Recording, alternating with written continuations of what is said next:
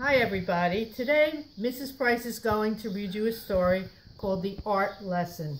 It's by Tomie dePaola. And Tomie dePaola has written many books that we've read in school. And when we get to the end of the story, I will show you some of the things that he's written. This is an autobiography. That means it's a story about himself. So let's find out what happens in the story. This is called The Art Lesson. Tomie knew that he wanted to be an artist when he grew up. He drew pictures everywhere that he went. It was his favorite thing to do. His friends had favorite things to do too. Jack liked to collect all kinds of turtles. Herbie made huge cities in his sandbox. And Jeannie, Tommie's best friend, could do cartwheels and stand on her head.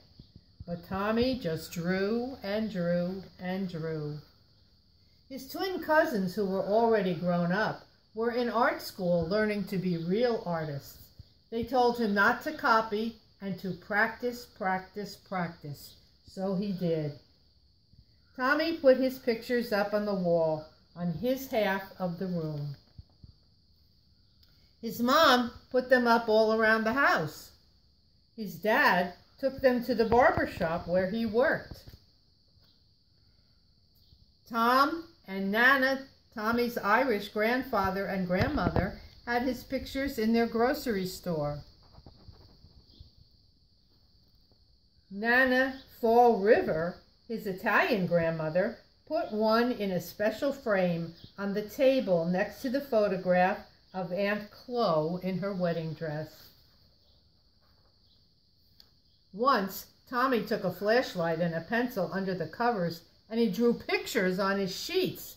But when his mom changed the sheets on Monday and found them, she said, "No more drawing on the sheets, Tomie." His mom and dad were having a new house built, so Tomie drew pictures of what it would look like when it was finished. When the walls were up, one of the carpenters gave Tomie a piece of bright blue chalk. Tomie took the chalk and drew beautiful pictures all over the unfinished wall. But when the painters came, his dad said, "That's it, Tomie. No more drawing on the walls." Tomie couldn't wait to go to kindergarten. His brother Joe told him that there was a real art teacher who came to the school to give art lessons. "When do we have our art lessons?" Tomie asked the kindergarten teacher. "Oh, you won't have an art lesson until next year," said Mrs. Bird, "but we are going to paint pictures tomorrow." It wasn't much fun. The paint was awful, and the paper got all wrinkly. Miss Bird made the paint by pouring different colored powder into different jars and mixing them with water.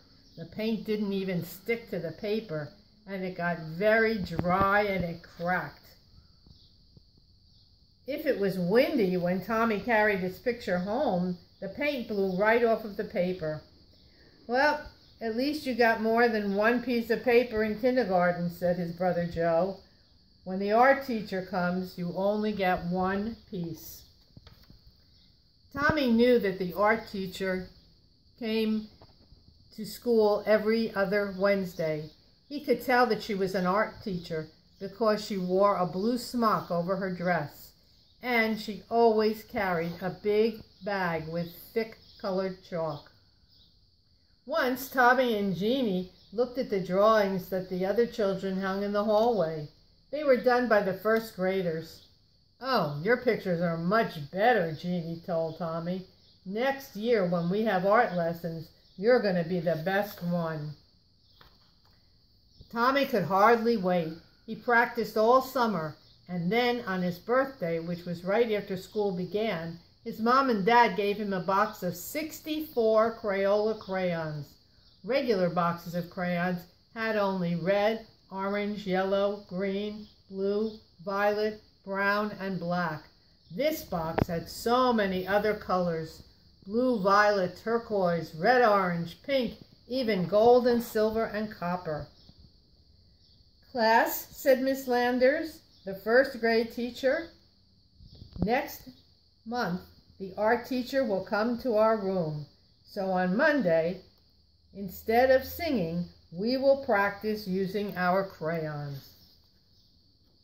On Monday, Tomie brought his 64 crayons to school. Miss Landers was not pleased. Everyone has to use the same crayons, she said. School crayons. School crayons had only the same old 8 colors. As Miss Landers passed them out to the class, she said, "These crayons are school property, so do not break them, do not peel off the paper, or wear down the points." "How am I supposed to practice being an artist with school crayons?" Tomie asked Jack and Herbie. "That's enough, Tomie," Miss Landers said, "and I want you to take those birthday crayons home with you and leave them there." And Joe was right. They only got 1 piece of paper. Finally, the day of the art lesson came. Tomie could hardly sleep that night.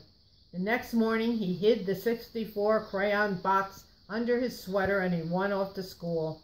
He was ready. The classroom door opened and in walked the art teacher, Miss Landers. His teacher said, "Class, this is Miss Bowers, the art teacher. Patty, who is our paper monitor this week, will give you 1 piece of paper. And remember, don't ruin it or fold it or mess it up because it's the only piece you're going to get. Now, pay attention to Mrs. Bowers." "Class," Mrs. Bowers began, "because Thanksgiving is not too far away, we'll learn to draw a pilgrim man, a pilgrim woman, and a turkey.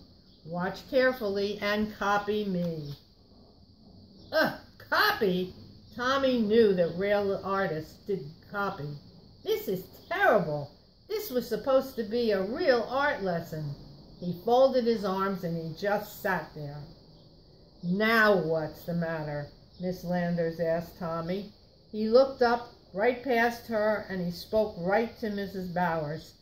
"I'm going to be an artist when I grow up, and my cousins told me that real artists don't copy.